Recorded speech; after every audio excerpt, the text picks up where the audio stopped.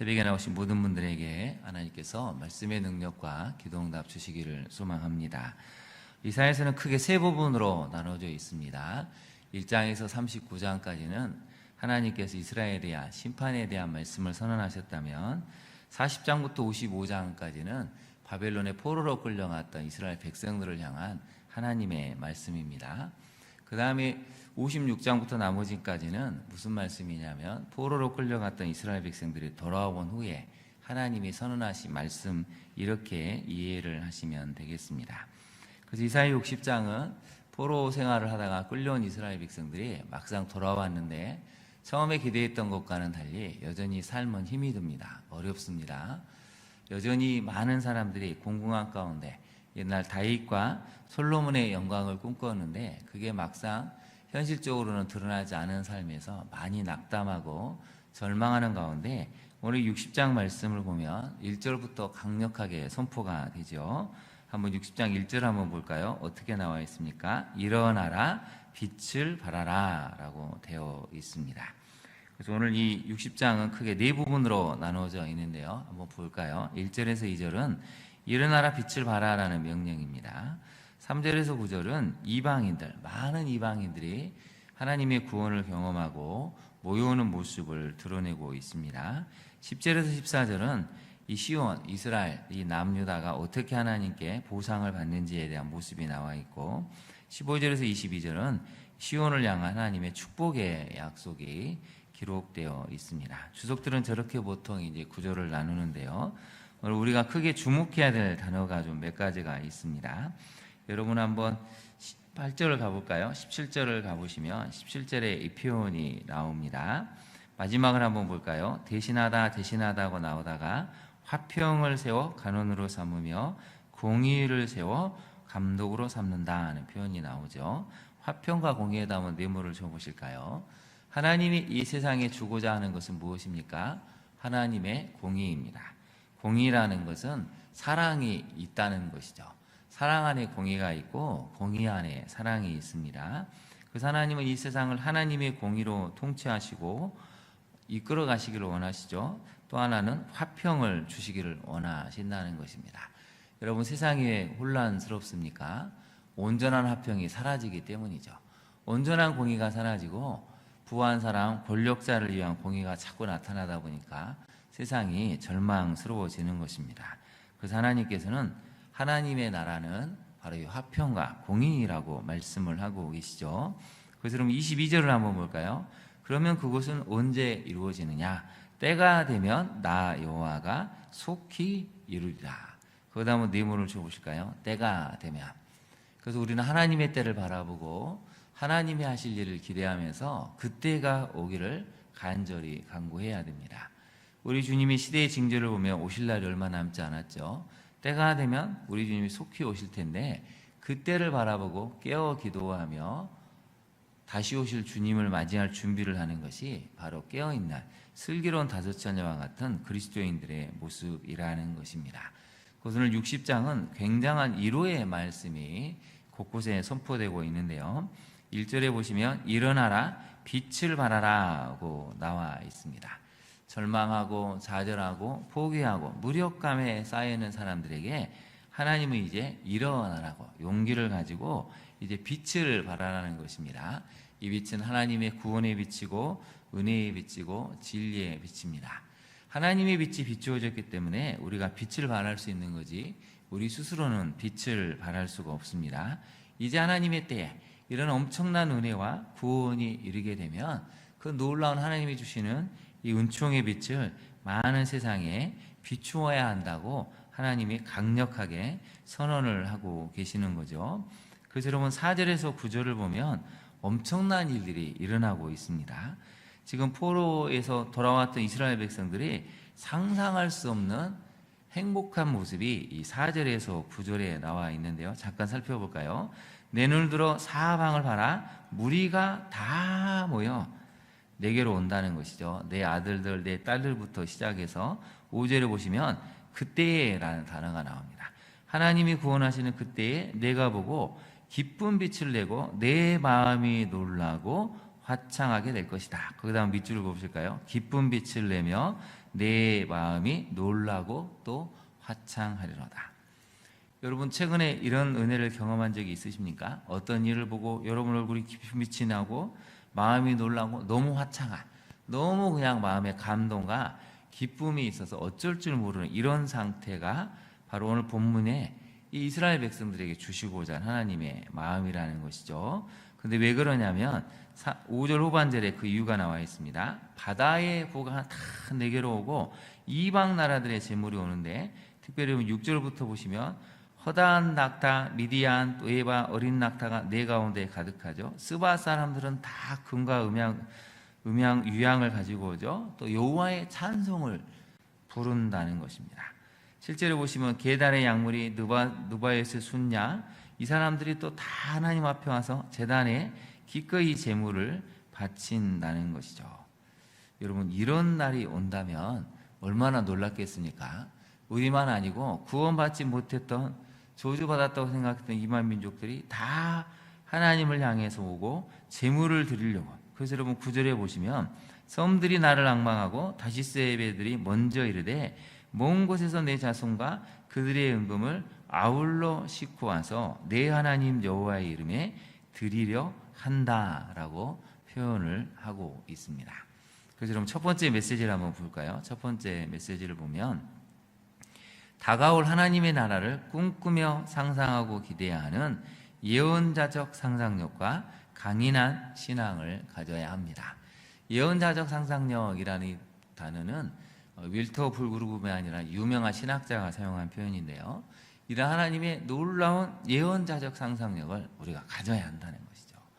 하나님이 구원을 하실 때 어떻게 구원하실까? 여러분 성경을 읽고 묵상하다 보면 상상할 수 없을 만큼의 엄청난 상상력, 이 우리가 꿈도 꾸기 힘든 그러한 것들을 성경은 묘사를 하고 있습니다. 그러한 예언자적 상상력을 가져야 한다는 것입니다. 그래서 여러분 말씀의 기초에서 여러분 자녀의 미래를 꿈꿀 때 성경의 본문을 가지고 이러한 미래가 우리 자녀에게 왔으면 좋겠다. 우리 대한민국을 향해서 꿈꿀 때도 성경의 본문을 가지고 우리나라가 이러한 나라, 이러한 청년들이 또 우리 세대가, 우리 다음 세대가 이러한 나라에서 살았으면 좋겠다는 예언자적 상상력을 꿈꾸고 상상하고 기대해야 된다는 것이죠. 그러려면 여러분 어떻게 해야 됩니까? 강인한 신앙을 가져야 한다는 것입니다. 그냥 막연히 꿈만 꾸고 가만히 있으면 아무 일도 일어나지 않는데, 꿈꾸면서 현실을 잘 살아내고 버텨내고 하나님을 의지하고 동행하는 이 강인한 신앙이 있을 때 그러한 예언자적 상상력, 하나님이 보여주시는 이 놀라운 상상들은 현실이 되고 꿈이 되면서 우리에게 나타난다는 것이죠. 적용을 한번 해볼까요? 여러분 현실에 지나치게 얽매여 있다 보니까 다가올 하나님 나라에 대한 기대감을 상실하고 있진 않습니까? 이스라엘 백성들이 막상 들어왔는데 너무 현실이 힘드니까 하루하루 살아내는 것이 버겁습니다. 점점 하나님 나라에 대한 기대감이 상실되었다는 것이죠. 두 번째를 살펴볼까요? 척박한 현실이지만 말씀대로 이루어질 하나님 나라를 상상하고 기대하며 강인한 믿음으로 살아갑니까? 여러분 이사야 60장은 그냥 이스라엘 백성들이 이렇게 됐으면 좋겠다가 아니고 하나님이 선언하시고 선포하시면서 이렇게 될 거라고 말씀하시는 내용입니다. 그래서 우리의 믿음은 말씀에 기초하는 것이지 우리 생각대로 되는 것은 아니라는 것이죠. 근데 여러분 말씀에 기초하면 또 놀라운 것은 우리가 생각하고 상상하는 것보다 훨씬 더 큰 것들, 훨씬 더 어마어마하고 놀라운 것들이 우리 삶에 이루어질 수 있음을 보여준다는 것이죠. 그래서 여러분 우리에게는 강인한 믿음을 가져야 할 필요성이 있습니다. 아무리 현실이 어렵고 척박할지라도 강인한 믿음을 가지면 그것을 우리가 볼 수 있고 누릴 수 있다는 것이죠. 오늘 예배를 드리는 우리 모든 성도님들이 이러한 강인한 믿음을 가질 수 있기를 간절히 축원합니다. 두 번째로 한번 살펴볼까요? 하나님께서는 이 고난과 침체의 삶을 살아가는 성도에게 오히려 영적인 각성을 촉구하시고 새 시대의 사명을 들려주시죠. 지금 많은 교회의 현상을 보면서 깨어나야 한다고 많은 목회자들이 또 신학자들이 또 평신도들이 기도하고 있지 않습니까? 영적인 각성이 필요하다는 것이죠. 지금 이 본문에 나와 있는 이스라엘 백성들처럼 고난 속에서 침체 속에서 살아가는 성도들에게 1절을 보시면 일어나라 빛을 발하라 하고 강력하게 선언하고 있는 하나님의 마음이 느껴집니다. 여러분 2절을 한번 볼까요? 2절을 다시 한번 보겠습니다. 보라 어둠이 땅을 덮을 것이며 캄캄함이 만민을 가리려니와 오직 여호와께서 내 위에 임하실 것이며 그의 영광이 내 위에 나타나리니. 너무 어둠이 심하지만 너무 어둠과 이 죄악이 가득한 시대이지만 그러나 여호와께서 내 위에 임하실 것이고 그의 영광이 내 위에 나타난다는 것이죠.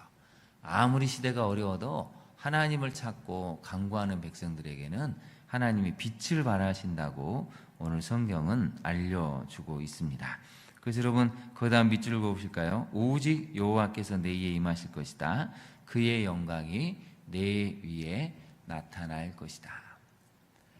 여러분 우리로서는 상상할 수 없지만 사방이 절벽인 것 같고 캄캄하고 암흑인 것 같은데 하나님이 그 위에 임하셔서 빛을 비추시면 그것으로 충분하다는 것입니다. 그래서 우리는 늘 말씀을 묵상하고 기도해야 될 이유가 이 말씀이 우리에게 희망이 되고 소망이 되는 말씀이기 때문이죠. 적용을 한번 해볼까요? 여러분 고난의 때를 지나가는 삶 때문에 침체와 우울, 무력한 감정을 경험하고 있지는 않습니까? 우리는 다 어떤 때는 고난의 때를 지나갑니다. 실패와 실수의 때, 또 좌절의 때를 지나가죠. 그때 우리는 침체될 수도 있고 우울한 감정을 느낄 수도 있고 무기력하고 자포자기할 수 있는 감정을 경험할 수도 있죠. 그런데 여러분 오늘 본문을 보니까 이런 힘든 현실이지만 말씀을 통해서 다시금 각성하고 새 사명을 발견할 수 있는지 우리가 돌아봐야 한다는 것이죠. 그래서 여러분 60장 1절 말씀은 굉장히 중요한 말씀이죠. 일어나라 빛을 발하라는 것은 절망과 좌절과 무력감에 빠졌던 백성들을 향해서 하나님이 선언하신 말씀입니다. 현실은 달라질 게 없어 보이는데 여전히 공공한 삶인데 그런 백성들에게 하나님은 일어나라고, 그리고 내가 비춘 이 빛을 가지고 많은 사람들에게 비춰주라고 선언하는 것이죠. 오늘 이 말씀을 기억하시고 어떤 상황에 있든지 하나님의 은혜 가운데 일어서시고 용기를 가지셔서 많은 사람들에게 주님의 빛을 비출 수 있는 우리 모두가 될 수 있기를 소망합니다. 세 번째로 한번 살펴볼까요? 22절 말씀과 관련이 되는데요.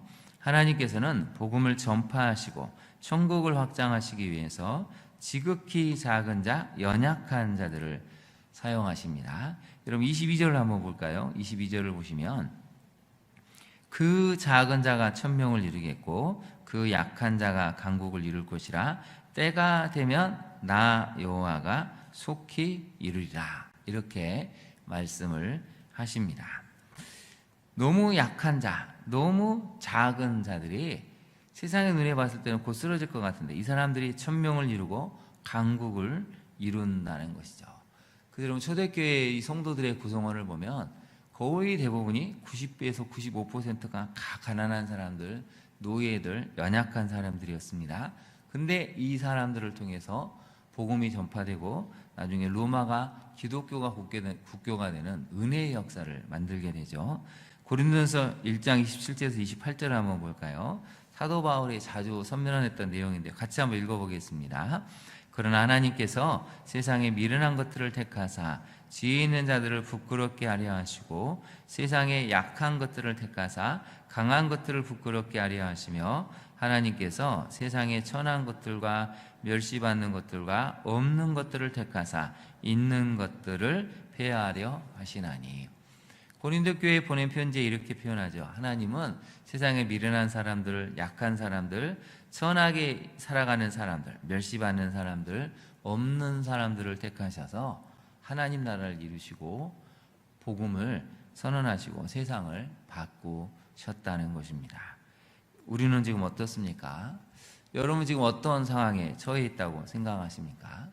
하나님이 말씀하시면 우리는 그 말씀을 붙들면 됩니다. 22절의 말씀처럼 우리는 지금 작은 자로 설 수 있죠.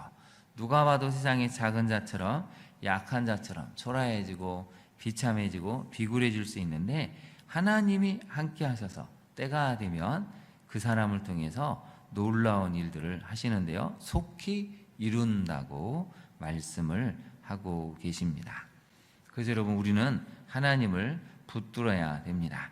여러분, 앞부분 한번 잠깐 살펴볼까요? 특별히 여러분 15절도 보시면, 전에는 내가 버림을 당했고 미움을 당했고 내게로 가는 자가 없었죠. 이제는 내가 너를 영원한 아름다움과 대대의 기쁨이 되게 한다고 하십니다. 전에는 어떤 삶을 살았든지 이제는 내가 너를 영원한 아름다움, 대대의 기쁨이 되게 하신다는 것이죠. 이 하나님을 우리가 믿는다면 좌절 속에서 희망을 가지고 오늘 하루는 일어나셔야 됩니다. 빛을 발하는 삶을 사셔야 한다는 것이죠. 적용을 한번 해볼까요? 자격 없는 나를 불러주신 하나님의 은혜를 기억하고 늘 겸손한 마음으로 우리는 살아갑니까? 연약한 자신을 통해서 매일 매달 매해마다 새로운 은혜의 결실을 여러분 맺어갑니까? 우리는 연약한데 하나님이 함께 하시면 작은 자가 천명을 이루는, 약한 자가 강국을 이루는 역사를 주시겠다고 하셨죠. 매일의 삶이, 매달의 삶이, 매년의 삶이 그런 삶이 될 수 있도록 우리가 살아가야 한다는 것입니다. 여러분, 오늘 우리에게 주신 말씀을 기억하고 일어설 수 있고 다시 한번 빛을 발하는 오늘 하루의 삶, 또 남은 하반기의 삶이 되실 수 있기를 진심으로 축원합니다. 기도하겠습니다. 하나님, 우리는 현실이 너무 힘들어서 일어서기가 참 어렵습니다. 마음이 꺾이고 영혼이 다치면 우리가 하루하루 일어서서 살아가기가 얼마나 어려운지요. 그러나 오늘 말씀을 통해 이루려 얻습니다. 포로로 돌아왔던 이스라엘 백성들이 좌절과 침체 속에서 어떻게 해야 할지를 모를 때 하나님의 말씀이 선포되어 일어나라고, 빛을 발하라고 하나님이 말씀을 통해 들려주셨습니다. 우리를 향한 말씀임을 깨닫고 다시 한번 일어나서 우리가 깨어나고 또 하나님 나라를 위해서 용기 있게 달려갈 때 오늘의 우리에게 주신 이 말씀이 현실로 나타날 것을 믿습니다. 우리에게 강인한 신앙을 허락하여 주시고 이 말씀이 보여주는, 설명해주는, 묘사해주는 이런 예언자적인 상상력이 우리에게도 현실로 나타날 것을 믿고 기도의 자리, 말씀과 순종의 자리에 설 수 있는 우리 모두가 될 수 있도록 우리의 심령을 붙들어 주옵소서. 예수님 이름으로 기도합니다. 아멘. 하늘에 계신 우리 아버지, 아버지의 이름을 거룩하게 하시며 아버지의 나라가 오게 하시며 아버지의 뜻이 하늘에서와 같이 땅에서도 이루어지게 하소서. 오늘 우리에게 일용할 양식을 주시고 우리가 우리에게 잘못한 사람을 용서하여 준 것 같이 우리 죄를 용서하여 주시고 우리를 시험에 빠지지 않게 하시고 악에서 구하소서. 나라와 권능과 영광이 영원히 아버지의 것입니다. 아멘. 이 시간 함께 기도하기를 원합니다. 특별히 여러분, 일어나라고 빛을 발하라고 하나님이 말씀하십니다. 어떤 고난과 침체의 삶이 있을지라도 우리는 하나님의 말씀을 듣고 일어서야 합니다. 또 오늘 본문이 묘사하는 이런 놀라운 이 세상의 모습이 우리 가정과 우리 자녀, 이 땅 대한민국에 일어날 수 있는 하나님의 말씀임을 깨닫고 오늘 또 강인한 믿음을 가지고 이런 예언자적인 상상력을 발휘해서 살아가는 우리가 될 수 있도록 기도해야 되겠습니다. 기후재앙으로 인해서 상상할 수 없는 일들이 지금 계속 벌어지고 있습니다. 폭우로 폭염으로 너무나 많은 사람들이 삶의 터전도 잃고 힘들어하고 있는데요. 하나님, 더 늦기 전에 우리 다음 세대에게 정말 좋은 이 창조 질서를 회복해가는 우리 모든 깨어있는 교회와 성도들 될 수 있도록 기도해 주시기를 바랍니다. 또 몸이 아픈 한우들이 많이 있습니다. 주님의 은혜 가운데 속히 건강을 회복할 수 있도록 우리 함께 이 시간 주님의 이름을 3번 부른 다음에 기도하도록 하겠습니다. 주여, 주여, 주여.